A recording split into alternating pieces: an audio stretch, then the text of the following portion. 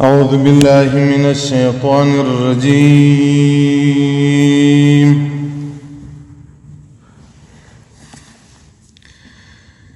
بسم الله الرحمن الرحيم.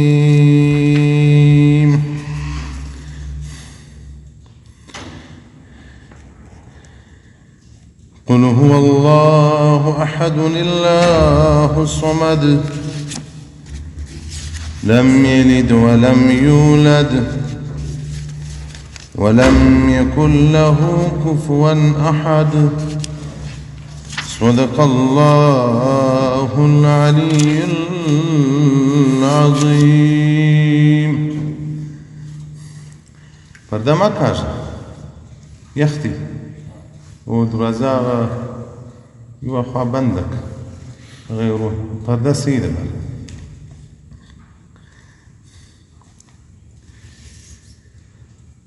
الله جل جلاله او د الله رسول صلی الله علیه وسلم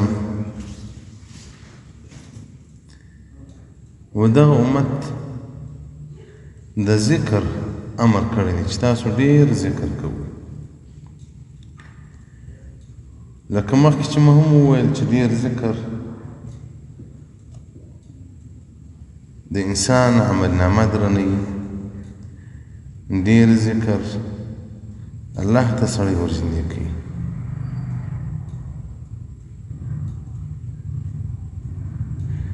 نو ځکه یو حدیث کې راځي رسول الله صلی الله علیه وسلم فرمایي اکثروا ذکر الله، ډیر ذکر د الله جل جلاله کوي. حتی یقول مجنون، چې خلک ووایي چې دا لیونی دی.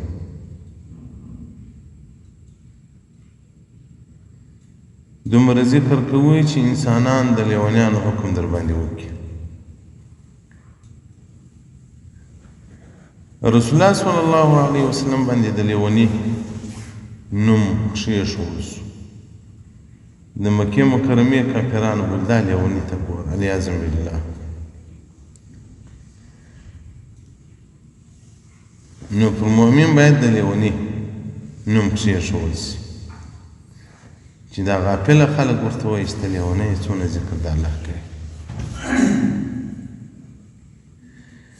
اوس نو د ذکر فضایل خوا د سره شروع دي. دا د ذکر مجالس، د ذکر مجلس، ذکر ته ورتلل، د دې څومره اجر و ثواب.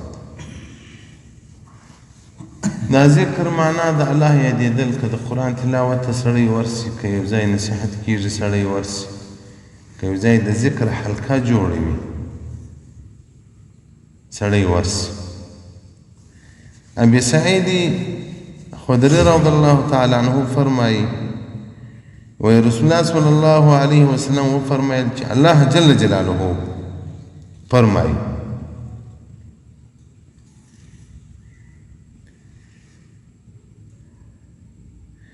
وی په ورځ قیامت به ژر معلوم سي اهل د کرم،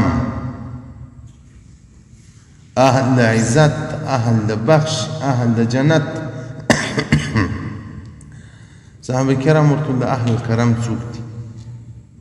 رسول الله صلی الله علیه وسلم مجالس الذکر فی المساجد، په مسجدانو کې د مجلسونه د ذکر وي. د رسول الله صلی الله علیه وسلم په زمانه کې به په دا مسجد کې صحابه کرامو سبقان هم ویل، صحابه کرامو به ذکر هم کاوه، صحابه کرامو به د جهاد قصص و د جهاد واقعات هم سره بیانول. نو څوک چې د ذکر مجلس ته ډېر ورځي، په ورځ د قیامت به الله جل جلاله ورته ووایي چې تاسو اهل الکرم یاست، اهل د جنت یاست، جنت ته ولاړ سئ. بل حدیث شریف کې راځي انس بن مالک رضی الله تعالی عنه فرمایي ما من قوم اجتمعوا يذكرون الله، نسر جمع کیږي انسانان د الله پر ذکر باندې، بلکې که جمع سول د الله جل جلاله له طرفه څخه یو غږ ورباندې وسي قوموا مغفورا، ولاړ سئ تاسو ته مو بخښه کړې. دا مجالس د ذکر په دا خانقاو کې دا د پیرانو سره تعلق پیدا کړي. اوس موږ ټول بې پیر یو. بازید بسطامي رحمت الله علیه قول دی رسالة القشيرية روایت کړی دی، وای من لا شیخ له فشیخه شیطان. که د چا پیر نه وي د هغه پیر شیطان. دا پیر معنا څه شي؟ پیر د الله جل جلاله او د الله د رسول او د دې امت په مابینځ کې وایسته. په دنیا کې چې زما استاد تر یو چا پورې تعلق کار پیدا سي د یو وزیره پورې، هغه ته موږ څونه وایستې برابرو. دا پیر محبت ته رسول الله صلی الله علیه وسلم راشي، ذکر د رسول الله صلی الله علیه وسلم، ذکر د الله جل جلاله، درود پر رسول الله صلی الله علیه وسلم، دغه باندې مباحث کوي. او مجالس د ذکر بل ځای نسته د دې له خانقاو ما سوا. هر دربار ته چې ورسئ هلته به د ذکر مجلس وي، د ذکر دایره به وي، د ذکر حلقه.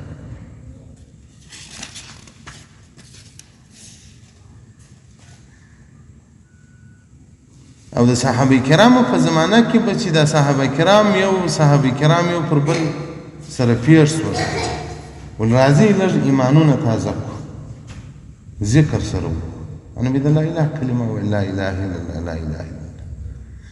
لکه دا اوس چې زموږ انسانان دنیا په کاروبار اخته یي، د جمعې ورځ یا د جمعې شپه نه وایي درځئ ولاړ شو په پیکنیک باندې، په پیکنیک باندې درځئ ولاړ شو. او په پیکنیک کې خو نو باران ګپي ورکي سروزونه. صحابه کرام به دغه ډول پر ذکر سره راجمع کېدل. انس بن مالک رضی الله تعالی عنہ فرمایي وای په موږ کې یو صحابي و عبدالله بن رواحه نومېدی. نو چې کوم وخت یو صحابي ولیدی، تعال نؤمن بربنا ساعه، راس پر الله جل جلاله ایمانونه نوي کوي او سات کوي. یو صحابي ورسول الله صلی الله علیه وسلم ته شکایت وکړي، یا رسول الله الا ترى الى ابن رواحه، ایا ته دا ابن رواحه نه وینې؟ انسانان ته وایي راسئ ایمانونه تازه کوي او سات کوي. ایمان خو د لرو،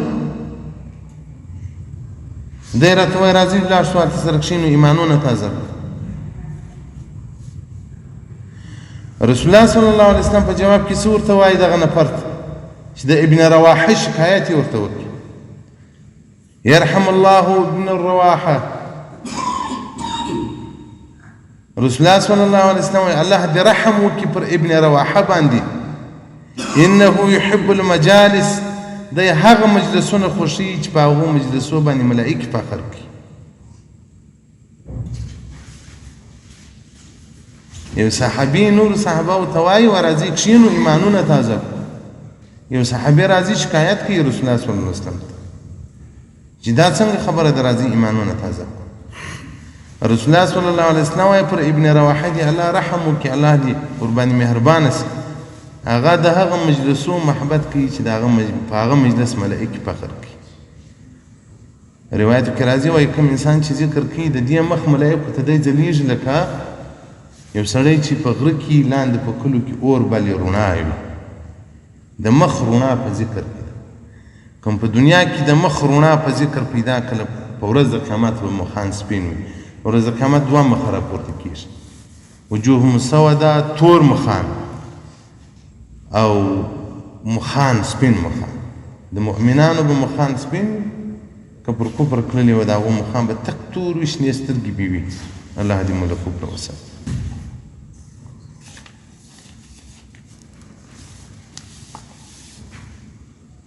نو د انډیوالان لري، ملګري لري،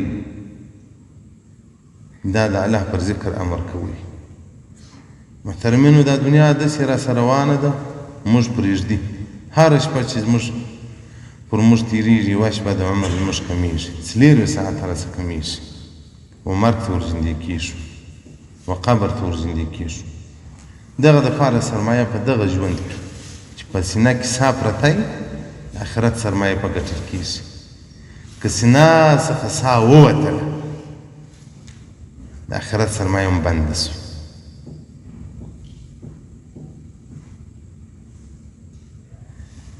او دغه رنګه د عبدالله بن عباس رضی الله تعالی عنه څخه روایت دی، وایي رسول الله صلی الله علیه وسلم په عبدالله بن رواحه مجلس باندې تېرېدی. عبدالله بن رواحه ډېر ذاکر و، نو صحابه کرام به سره جمع کول، راس د انبیاو کیسې و، د انبیاو مجالس و، د نیکانو مجلس به کوه، ذکر به الله جل جلاله وکړه، ذکر به د الله جل جلاله وکړه.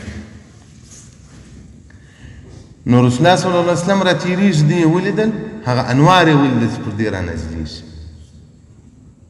مرا دی پټ ورته ودرېد، دی یې نه ویني، دی سره ګډ. بل وار د دې ورپام چې رسول الله صلی الله علیه وسلم موږ ته ولاړ دي، نو خبره پټه خوله سوه. د رسول الله صلی الله علیه وسلم سره صحابه کرامو دومره ادب ساتي. یو صحابي څخه یو نفر پوښتنه کوي، تابعي دې ته وایي چې د رسول الله صلی الله علیه وسلم مخ یې نه ولیدل، د صحابهو په دور کې بالغ سوی، ایمان یې راوړی. یو تابعي د یو صحابي څخه پوښتنه کوي، ما ته د رسول الله صلی الله علیه وسلم مبارک د حسن د ده د چهرې او د ده د مخ مبارک بیان وکړه، څنګه مخ یې و، څنګه چهره یې و. صحابي په سترګو کې اوښکې راغلې، ویل ما د رسول الله صلی الله علیه وسلم مبارک مخ ته سم نه دي کتلي. د رسول الله صلی الله علیه وسلم مبارک مخ ته ما د ادب او د بیرې څه نه سوای کتلی. نو زه به څنګه ستا د مدینې د جانان تحسین او د صفات بیان کړم. یو ورځ رسول الله صلی الله علیه وسلم مبارک د جمعې لمونځ وکړي. نو د جمعې لمونځ څه وي چې خلک به راځي کورو ته سنت رسوي، یا په مسجد کې کوي، یا د دننه مسجد ته څه د باندې لمونځ کوي سنت. نو په هغه وخت کې به ګرمي وه د رسول الله صلی الله علیه وسلم، بیا د سعودي هم ګرمي. د لمانځه بعد رسول الله صلی الله علیه وسلم صحابه کرامو ته غږ وکړي، ویل کښېنئ، یو خبره به ورته کوله. صحابي وایي ما د مسجد تر چارچوب، د دروازې تر چارچوب یوه پښه اړولې، یوه دننه وه، چې ده ویل کښېنئ، باره کښېنستم، نه دننه کړم نه د باندې، خو دول کښېنئ، که د باندې ووځم هم نو خو دول کښېنئ، نو زه ولې نه کښېنستم. دغه تر چارچوب یې پښه ګرته نه راغله، دومره محبت یې درلود. حتی په یو جنګ کې د ابوبکر صدیق رضی الله تعالی عنه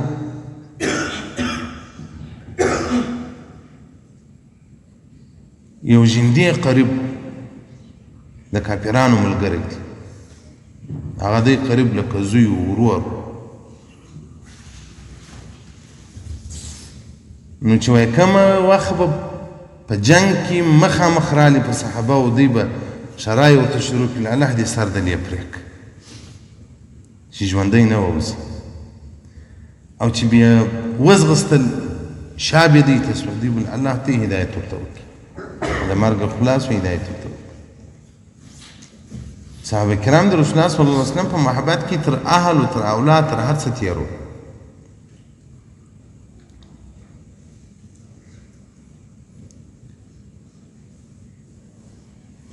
انو دغه صحابه کرامو باندې چې رسول الله صلی الله علیه وسلم مبارک راښکاره سو، دوی ولیدی پټه خوله سو. رسول الله صلی الله علیه وسلم مبارک څه ورته وایي؟